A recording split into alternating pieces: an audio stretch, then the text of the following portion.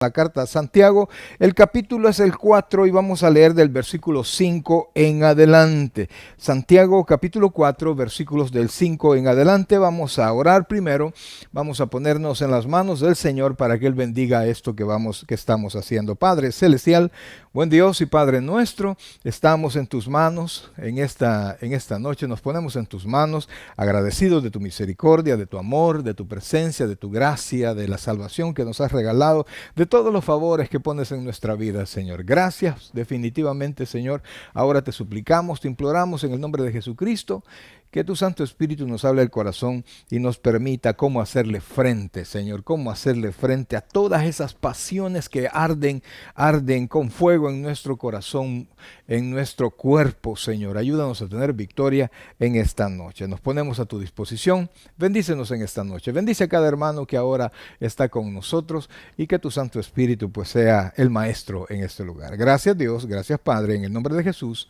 Amén y amén. Nos vamos a la carta a Santiago capítulo 4 y vamos a leer los versículos del 5 en adelante. Y vamos a leer la escritura y dice de esta manera: Santiago capítulo 4 versículos del 5, vamos a leer hasta el 10. Ponga atención a la lectura, que allí prácticamente en la sola lectura usted tiene la mitad de la predicación o de la enseñanza. Dice así, Santiago capítulo 4 versículos del 5 en adelante: ¿O pensáis que la escritura dice en vano, el espíritu que él ha hecho morar en nosotros nos anhela celosamente? Pero él da mayor gracia, por esto dice, Dios resiste a los soberbios y da gracia a los humildes. Someteos pues a Dios, resistid al diablo y huirá de vosotros. Acercaos a Dios y él se acercará a vosotros. Pecadores, limpiad las manos, y vosotros los de doble ánimo, purificad vuestros corazones. Afligíos y lamentad y llorad. Vuestra risa se convierte en lloro y vuestro gozo en tristeza.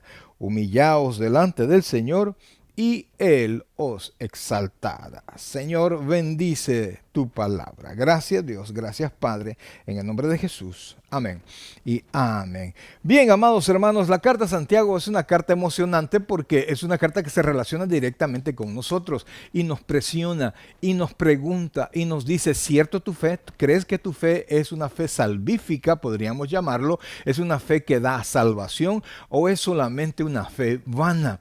Pues Él desde el principio está presionándonos, está mostrándonos para que nosotros mismos comparemos nuestra fe, lo que nosotros llamamos fe, con diferentes situaciones. Habla primero de las pruebas, que nosotros tenemos que estar gozosos cuando estamos en diversas pruebas, porque el resultado de la prueba es la paciencia, y tenga la paciencia su obra completa, de manera que estemos perfectos y cabales para toda buena obra.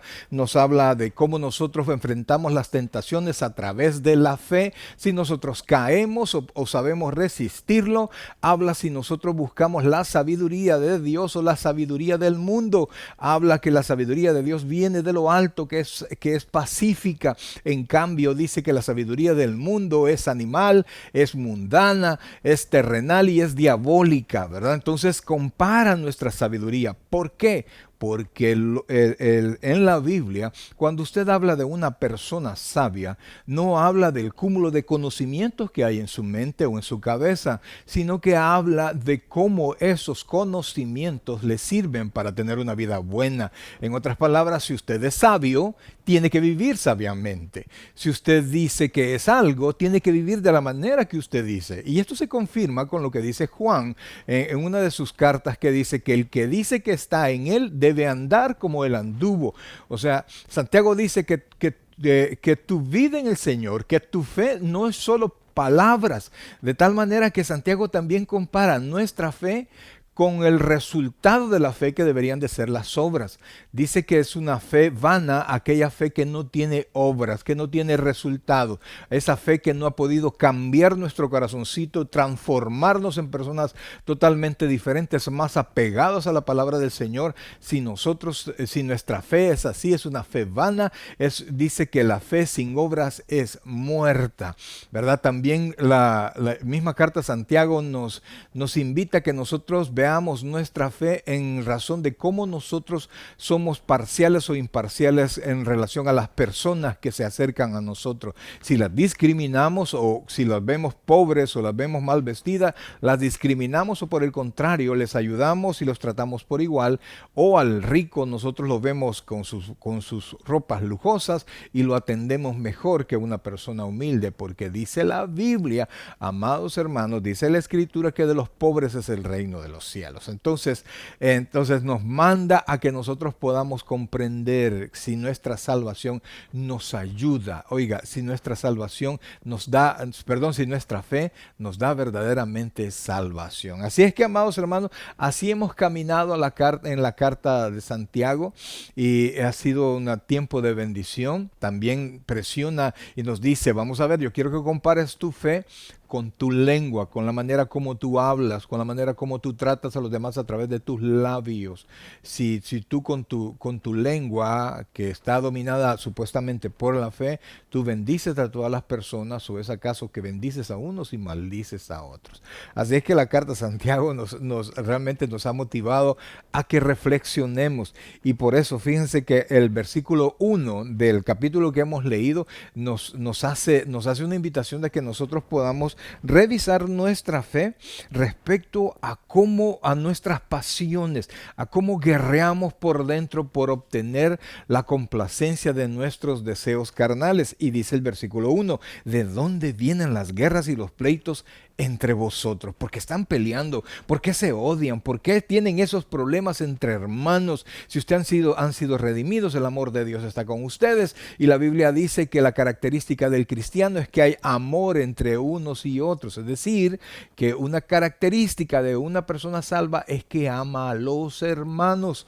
Entonces, ¿pero por qué no se puede consolidar ese amor? Dice el versículo, en la segunda parte del versículo 1, no es de vuestras pasiones las cuales combaten en vuestros miembros. Y entonces Santiago dice que si estamos ardiendo de envidia, de enojo, del deseo, de la codicia, de querer tener, y estamos apasionados por tener y nos metemos en líos. Hay personas que por tener el carro del año se meten en unos compromisos tan grandes cuando saben que financieramente no les compete o no es correcto que lo puedan tener todavía. Tarde o temprano será tiempo, pero por aparentar, porque digan ellos se meten en unos líos porque sus pasiones se vuelven incontrolables y quieren tener el cuerpo perfecto, y van al gimnasio y casi se matan en el gimnasio o hacen cualquier otra cosa para poder tener la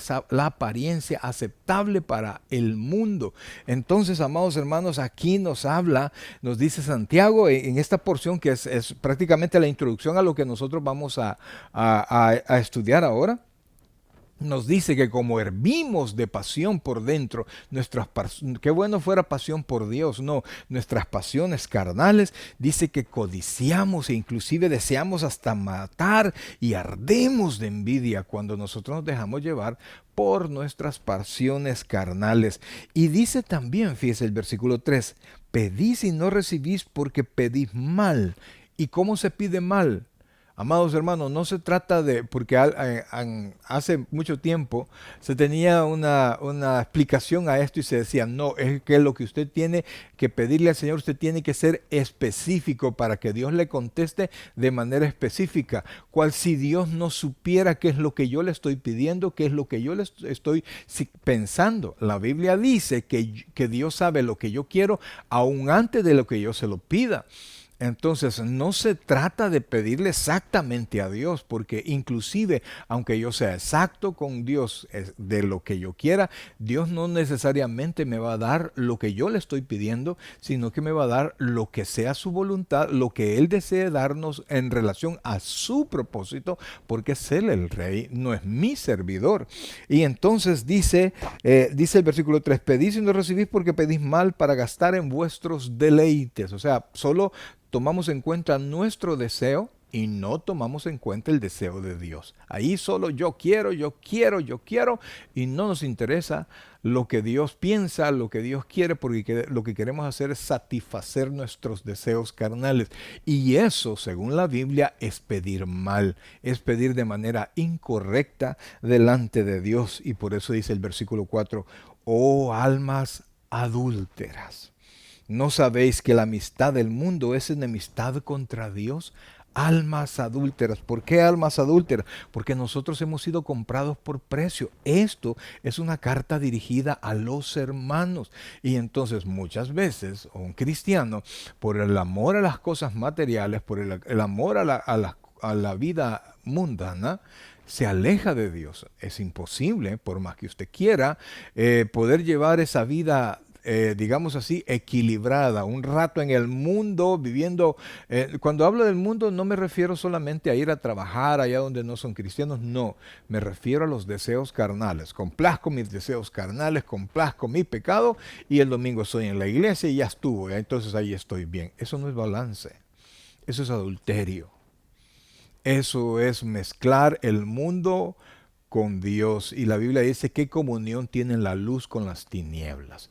Entonces, amados hermanos, pedir mal es pedirle algo al Señor solamente desde la perspectiva de mi deseo carnal, sin tomar en cuenta su voluntad. Y luego dice, para gastar en vuestros deleites, versículo 4, oh almas adúlteras, ¿no sabéis que la amistad del mundo es enemistad contra Dios? O sea, inmediatamente que yo amo al mundo, yo me pongo frente al Señor como su enemigo, porque yo no puedo servir a dos señores. Ahora, por supuesto, eso es un poquito, ese concepto a veces se cuesta comprenderlo, porque una persona ahora puede tener dos y algunos hasta tres trabajos, pero no se refiere a eso. Cuando habla de señor, habla de un esclavo. Entonces, el esclavo solamente tenía un dueño, un señor. Entonces, si el esclavo de repente percibía que alguien quería señorear aparte de su señor, de su amo, entonces éste odiaba al otro que lo quería presionar porque él solo servía a un amo, ¿verdad? Él no se entregaba a dos propietarios, solo podía haber uno. Entonces, por eso es que dicen, no podéis servir a dos señores.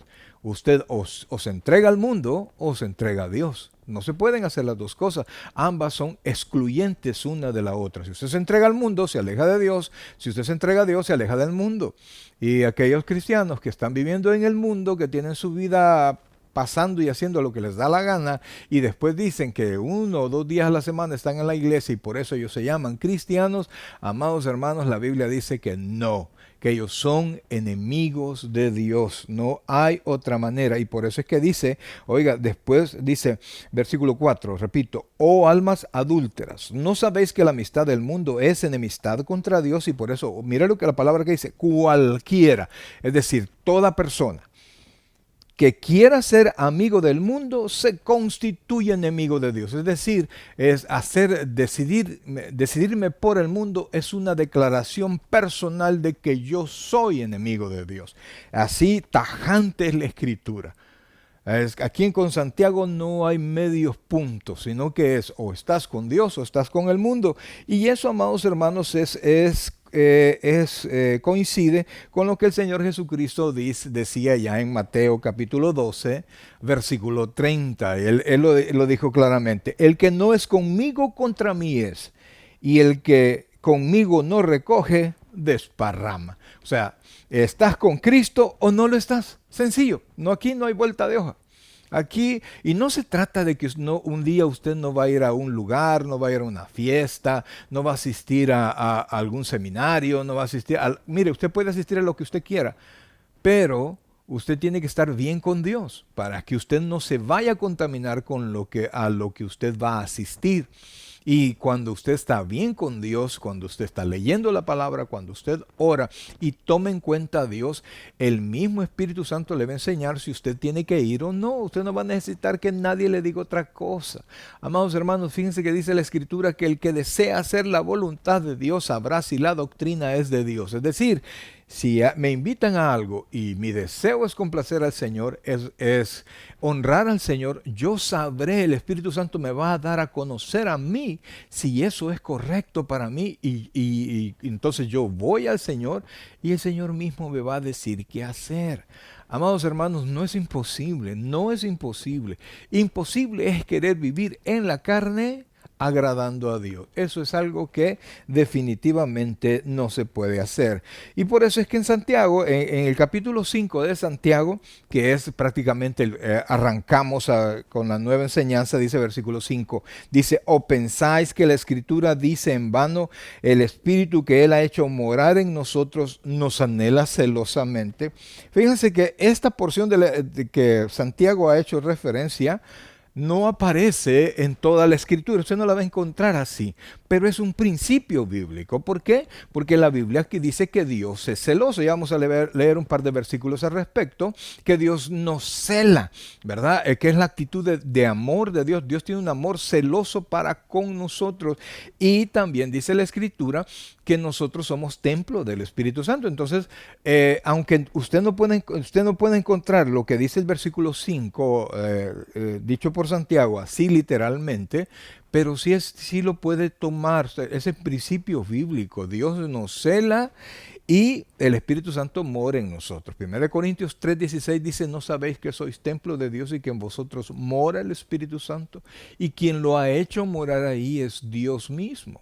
Por eso Cristo murió en la cruz del Calvario, derramó su sangre, pagó nuestro precio, nos limpió de pecado para que el Espíritu Santo pudiese estar con nosotros y así nosotros ser incorporados a la iglesia y pasar nosotros a ser hijos de Dios. Entonces Dios nos cela, amados hermanos, el amor celoso con que Dios ama a los hombres. El amor, oiga, celoso. ¿Y por qué? Porque no quiere compartirnos. Amados hermanos, solo piense usted, vaya, hablo con los esposos. ¿Cuántos quieren compartir a su esposa? ¿Ah? Yo creo que nadie, pues, o sea, por supuesto con sus hijos, con los papás de ella, con los hermanos de ella, pero con otra persona, con otro hombre, no, Dios mío, si eso, ella es mi esposa, yo soy su esposo, debemos guardarnos fidelidad, entonces nos celamos unos a otros. Entonces, vean lo que dice Éxodo capítulo 20, versículo 5, respecto al amor de Dios sobre nosotros. ¿A qué tipo de amor es? Dice, Éxodo capítulo 20, versículo 5. No te inclinarás a ellas. Esto es parte del decálogo de los 10 mandamientos que está en Éxodo 20. No te inclinarás a ellas ni las honrarás, porque yo soy Jehová tu Dios fuerte, oiga, fuerte, celoso, que visito la maldad de los padres sobre los hijos hasta la tercera y cuarta generación de los que me aborrecen. Entonces dice, antes de poner celoso, dice, porque yo soy Jehová tu Dios. Toma en cuenta que yo soy tu Dios. Toma en cuenta que yo soy fuerte y toma en cuenta que yo soy celoso. Y toma en cuenta que yo visito la maldad en todas tus generaciones. Entonces, el que Santiago dice, no sabéis, dice, o pensáis que la Escritura dice en vano, el Espíritu que Él ha hecho morar en vosotros nos anhela celosamente, aunque no aparezca literalmente en la Escritura, incluye dos principios reales de Dios para con sus hijos. En usted mora el Espíritu Santo y Dios lo cela. Fíjense lo que le decía Josué al pueblo de Israel ya cuando Josué estaba cerca de sus últimos días. Dice Josué capítulo 24. Josué capítulo 24, versículo 19. Mire lo que dice. Entonces Josué dijo al pueblo, no podréis servir a Jehová porque Él es Dios santo y Dios celoso. No sufrirá vuestras rebeliones y vuestros pecados, ¿verdad? ¿Por qué? Porque Israel se había vuelto infiel. Entonces, amados, tenemos un Dios celoso, un Dios que no ha cambiado, que la Biblia dice que es el mismo de ahora y por los siglos, y mucho menos ahora, iglesia, mucho menos ahora que Cristo ya murió y resucitó por nosotros. Fuimos comprados con precio de sangre. Dios pagó por nosotros la sangre de su Hijo. Entonces, mucho menos que ahora nos va a dejar ser como nosotros querramos ser, sin que podamos ser corregidos por Dios. Entonces, amados hermanos, dice, o pensáis que la escritura dice en vano, hablándole por supuesto a aquellas personas que tienen un corazón entre el mundo y Dios, que le llama, a Santiago les llama almas adúlteras. Entonces dice, o pensáis que la escritura dice en vano, el espíritu que Él ha hecho morar en nosotros nos anhela celosamente, o sea, Él quiere cuidarnos. Y cuando nosotros damos de nuestra vida y de nuestro tiempo al mundo y a la participación de nuestros pecados, el Espíritu Santo no está en paz y va a corregir esa situación. Vea lo que dice el versículo 6, pero Él da mayor gracia. Oiga, pero Él da mayor gracia. Por eso dice, Dios resiste a los soberbios y da gracia a los humildes. Amados, mire, hay que ser sinceros. En nuestra fuerza, nosotros no somos capaces de cumplir toda la voluntad de Dios. No somos capaces de resistir las tentaciones del mundo. No somos capaces de comportarnos siempre como debemos de hacerlo. Eso es imposible. ¿Por qué? Porque somos carne. Porque por más que nosotros querramos, no podemos nosotros cumplir siempre porque no cometemos errores. Nosotros, si somos humanos, usted sabe que tarde o temprano nos vamos a equivocar. Por eso es que los lápices venían con borrador, ¿verdad? ¿Por qué? Porque siempre nos íbamos a equivocar. Entonces, en la vida del cristiano siempre tenemos errores, siempre. Y por más esfuerzo y por más buena voluntad que nosotros tengamos, siempre nos vamos a equivocar. Pero, amados hermanos, para eso es la gracia de Dios. Para eso Dios nos da su poder, nos da su gracia, nos da su amor. Filipenses 4:19 dice, mi Dios pues suplirá todo lo que os falte conforme a sus riquezas en gloria en Cristo Jesús, Señor nuestro. ¿Y esto qué quiere decir? Que cuando a mí me hace falta algo, pero yo quiero cumplir la voluntad de Dios y yo voy a Él, oiga bien, yo voy a Él y pido de su favor, Él en su gracia, a pesar de que yo soy pecador, a pesar de que no tengo la fuerza, Él me va a dar de su fuerza, me va a dar de su amor y con su gracia nosotros vamos a ser las personas que debemos ser. Entonces no debería de haber realmente una posición de alguien, no, yo no puedo, es de más, yo no puedo. ¿Por qué? Porque todo lo puedo en Cristo que me fortalece. La Biblia hace dos aseveraciones y una mayor que la otra. Dice, primero dice, ¿habrá algo imposible para Dios? La respuesta es no. Pero después lo pone más extremo. ¿Habrá algo difícil para Dios? Definitivamente que no. Él puede hacer cualquier cosa, pero antes que Él haga, tú tienes que tener la disposición para hacerlo. Si no, amados hermanos, si no, nada va a pasar. Dios es quien nos salva, ¿verdad? Dios derrama de su gracia y nos salva. Pero para poder ser salvos, la Biblia dice que yo tengo que confesar con mi boca que Jesús es el Señor y creer en mi corazón que Dios le levantó de los muertos. Entonces, eso no lo va a hacer Dios por mí. Él no va a orar por mí. O sea, no va a ser la confesión que yo debo de hacer para ser salvo. Tengo que hacerlo yo.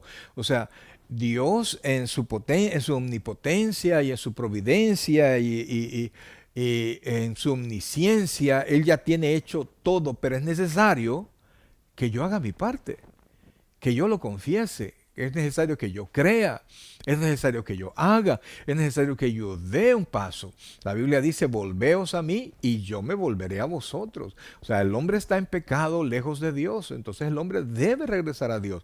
Dios nos llama, pero yo tengo que reaccionar. Entonces, para vivir en el Señor y para vivir conforme a la voluntad de Dios, yo tengo que tener fe y yo tengo que dar pasos hacia ello. Eso es el propósito de la carta de Santiago. Que mi fe no solo sean palabras, sino que mi fe sea real, que yo me convenza a mí mismo o que no es real o que sí lo es y que pueda dar frutos para que pueda confirmar mi fe de manera que yo pueda estar tranquilo y seguro que a pesar de que las circunstancias puedan ser difíciles, yo puedo mantenerme tranquilo. Y después dice, pero Él da mayor gracia. Oiga esto. Por esto dice, Dios resiste a los soberbios y da gracia a los humildes. ¿Por qué, amados hermanos? Porque el pecar es resultado de la soberbia del hombre. Eso ha sido desde el principio, desde el primer pecado que se llevó a cabo allá en el cielo con Satanás, cuando él deseó Él codició el trono de Dios y hubo una rebelión en el cielo, y usted conoce esa historia. Amados hermanos, todo es la rebelión del corazón del hombre. Yo en mi vida hago lo que quiero.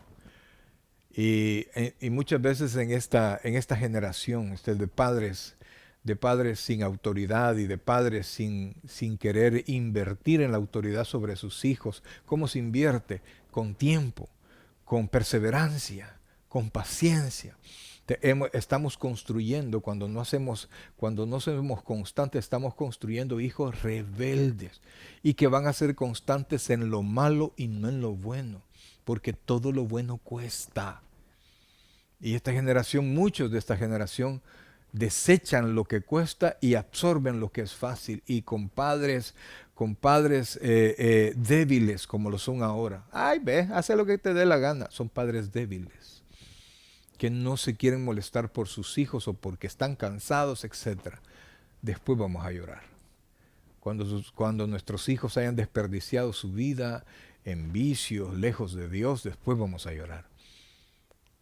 Cuando tuvimos la fuerza y la oportunidad de guiarlos y de darles el ejemplo con una vida tratando de vivir lo mejor que se puede, buscando la gracia de Dios, y no lo hacemos, después, amados hermanos, vamos a llorar. Entonces el hombre se mantiene en soberbia, y cuando el hombre se mantiene en soberbia y no quiere hacer la voluntad de Dios, aquí dice la Escritura que él resiste, es decir, lo aparta. El proverbio dice que lo ve de lejos al soberbio, en cambio al humilde lo ve, a mi querido hermano, lo ve de cerca. Y fíjense que aquí prácticamente Santiago nos está mostrando cuál es el remedio, el remedio inicial, oiga bien, para la mundanalidad, para resolver una vida mundana. ¿Por qué? Porque mi vida mundana se potencia con mi soberbia. Entonces, cuando yo reconozco que mi vida está llena de pecado y que necesito cambiar, y yo me humillo delante de Dios y le digo al Señor, Señor, yo no puedo, Señor, yo soy incapaz de cambiar mi vida, y por eso yo me humillo delante de ti, amados hermanos. De la humildad brota naturalmente la sumisión. Usted reconoce que solo Dios puede, entonces viene usted y usted se somete a Dios. Se pone en las manos de Dios, amados hermanos, y después de la sumisión viene el arrepentimiento por mis pecados. Es decir, me humillo delante de Dios y me someto a su voluntad. Ahí yo reconozco todo lo malo que hay en mí, y entonces surge el arrepentimiento, y del arrepentimiento, amados hermanos, con un corazón humilde, sujeto a Dios y arrepentido, entonces yo voy a tener un corazón que puede dedicarse a Dios y va a poder ser obediente a la palabra del Señor. Mire lo que dice, por favor. Dice el versículo 7. Ya dijimos que Dios da gracia a los humildes, y con la gracia viene el poder, viene el favor de Dios. Entonces dice el versículo 7, someteos pues a Dios. Primero humildes, y ya humildes nos podemos someter a Dios. Y al someternos a Dios estamos, dice la Escritura, resistiendo al diablo. Me someto, me humillo delante de Dios y me someto a su mano. Como dice Pedro, humillaos bajo la poderosa mano de Dios para que Él nos exalte cuando fuera tiempo. Entonces oiga bien y ponga atención a esto, me humillo delante de Dios. Si yo sigo todavía con soberbia, Dios me ve de lejos. Si yo me humillo, por difícil que sea mi problema, por difícil que sea mi carácter, por difícil o por grande que sea mi pecado, Dios da gracia, más abundante gracia al que se humilla delante de Dios, amados. Dice la Escritura que cuando abundó el pecado, sobreabundó la gracia.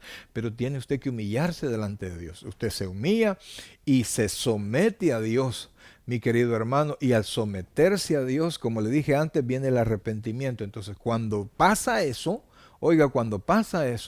el diablo, por más que quiera atacarlo, no va a poder tener la respuesta que él quiere. Y mire lo que dice, por favor, someteos pues a Dios. Y de ese sometimiento que vamos a estar haciendo, vamos a resistir al diablo, vamos a resistir la tentación, vamos a resistir nuestros deseos carnales y vamos a poder decir, no, no, yo no voy a hacer eso. Resistir al diablo y mire lo que va a pasar y huirá de vosotros. Cuando usted se humilla, cuando usted se sujeta, su corazón se arrepiente, amados hermanos, tiene usted un corazón dedicado a Dios, Satanás, por más que quiera tentarlo, por más que quiera acecharlo, por más que ande como león rugiente tratando de devorarlo, no va a poder, porque la gracia de Dios le va a cubrir a usted y para él será imposible entrar a usted. Imposible que pueda tocar su corazón, imposible que pueda dañarlo y no le va a tocar más que huir de su presencia, de su casa. Usted puede salvar su casa, usted puede salvar sus hijos. Cuando hablo en lenguaje figurado, ¿no? De las drogas, de cualquier cosa en lo que sus hijos estén metidos, que usted mismo esté metido en adulterio, en alcoholismo, etcétera, en todo eso. Amados, reconociendo que solamente Dios le puede ayudar. Y cuando reconozca que solamente Dios le puede ayudar, usted sométase al Señor. La gracia de Dios le va a ayudar primero a arrepentirse. Y luego usted va a tener un corazón fuerte delante de Dios, porque la gracia de Dios estará con usted y el poder de Dios lo va a guardar. Y después dice, amados hermanos, y huirá de vosotros, el diablo huirá de vosotros. Y después dice el versículo 8, estando así, acercaos a Dios y Él se acercará a vosotros. Acercaos a Dios y Él se acercará a vosotros. Antes no se puede, amados. Por más que usted quiera acercarse a Dios, si usted no abandona su pecado, recuerde, Dios es santo y la Biblia dice que Él es santo, santo, santo. Entonces usted tiene que abandonar su actitud pecaminosa para poderse acercar a Dios. Y por eso es que Jesucristo tuvo que venir primero a morir por nosotros, a pagar el precio, para que todo aquel que en Él crea no se pierda, mas tenga vida eterna. Una vez ya nosotros recibiendo a Cristo en nuestro corazón, humillados delante de Dios, nos sometemos a Dios, en nuestro corazón se arrepiente, nosotros somos salvos y el poder de Dios nos cubre. Y luego dice, por favor, mire lo que dice el versículo 8, acercaos a Dios y Él se acercará a vosotros. Pecadores, porque eso somos, amados. Yo quisiera decir que no, pero eso somos. No, yo era pecador. No, yo soy pecador. La Biblia dice en Juan que el que no peca es mentiroso y hace a Dios mentiroso. Entonces dice acercaos a Dios y Él se acercará a vosotros. Pecadores, oiga esto, limpiad las manos. Limpiad las manos. ¿Cómo? Delante de Dios. Y cuando yo me humillo, y me pongo delante del Señor, su sangre me limpia de pecado y yo comienzo a utilizar lo que dice en Pablo, dice que utilicemos nuestros miembros que antes los ocupamos para la maldad, los ocupemos ahora para la justicia, una vez limpios de nuestro pecado. Y dice, pecadores, limpiad las manos. Y oiga esto, y vosotros, los de doble ánimo, porque un día en el mundo, un día en el Señor, un día en el mundo, un día en el Señor, doble ánimo, eso no prospera, no prospera. La vida cristiana es 100%, amados, o por lo menos intento 100%, reconociendo mi incapacidad, pero reconociendo la potencia de Dios. Entonces, si yo tengo doble ánimo, si yo quiero vivir con el mundo, dice aquí, dice, y vosotros los de doble ánimo, purificad vuestros corazones. ¿Cómo purifico mi corazón? Dice la Biblia que si confesamos, primero dice que si tenemos pecado, abogado tenemos en Jesucristo el justo. Entonces, ¿qué tengo que hacer con Cristo y mi pecado? Si confesamos nuestros pecados, 1 Juan 1:9, si confesamos nuestros pecados, Dios es fiel y justo para perdonar nuestros pecados y limpiarnos de toda maldad. Y entonces, amados hermanos, quita la maldad de mis manos y quita mi doble ánimo. Y yo puedo entregarme, puedo dejar mi inconstancia y puedo tener mi constancia en el andar como cristiano. Y entonces nosotros vamos a ir como la senda, como dice la Escritura, que nosotros somos como el creyente, es como la luz de la aurora que va en aumento hasta que el día es perfecto, no para abajo, vamos para arriba. Y por eso es que dice el Señor, pongan la vista donde está Cristo, dice la Escritura, allá en el cielo, allá, deseando la voluntad de Dios. Y entonces dice, versículo 9, afligíos y lamentad y llorad. Estas tres acciones, amados hermanos, estas tres actitudes, digamos, resultan del arrepentimiento. No es que vamos a estar sufriendo, sino que tenemos que tener un corazón arrepentido, una actitud arrepentida.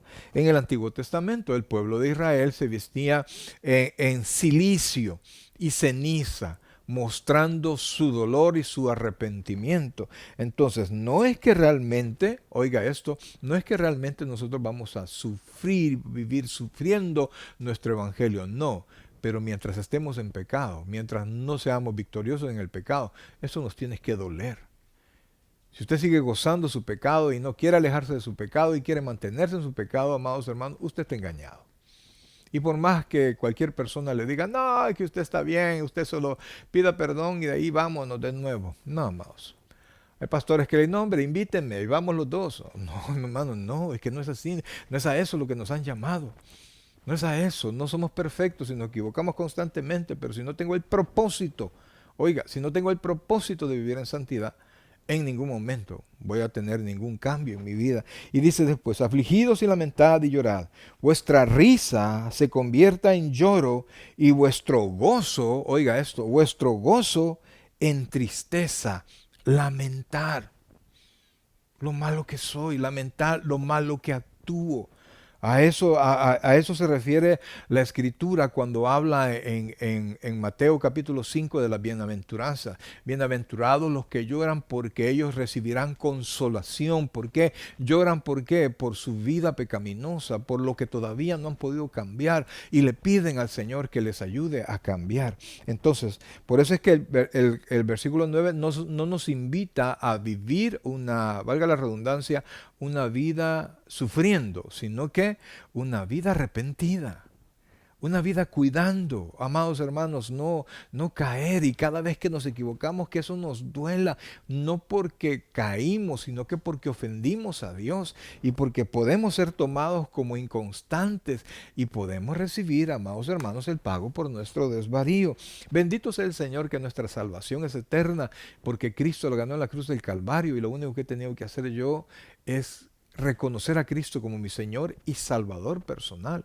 Pero si quiero tener una vida victoriosa, debo someterme a Dios.